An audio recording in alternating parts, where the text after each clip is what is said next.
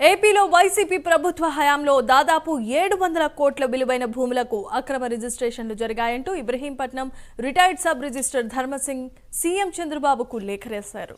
వీటి వెనుక మాజీ సీఎం జగన్ సోదరుడు Sunil, Jagan PA KNR, Chimakurthi Srikanth, TV నటి రీతూ చౌదరి ఉన్నట్లుగా ఆయన తెలిపారు. విశాఖ, విజయవాడ, రాజమండ్రిలో కోట్లు విలువ చేసే ఆస్తులను వారు తనతో బలవంతంగా రిజిస్ట్రేషన్ చేయించుకున్నారని ఆ లేఖలో సింగ్ పేర్కొన్నారు.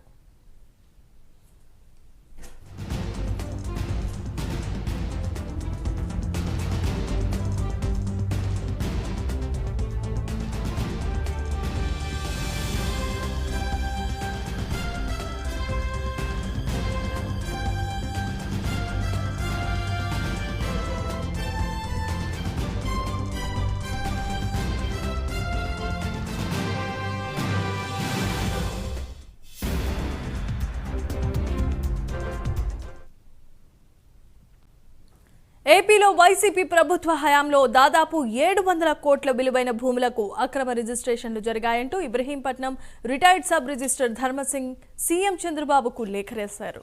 వీటి వెనుక మాజీ సీఎం జగన్ సోదరుడు Sunil, Jagan PA KNR, Chimakurthi Srikanth, TV నటి రీతూ చౌదరి ఉన్నట్లుగా ఆయన తెలిపారు.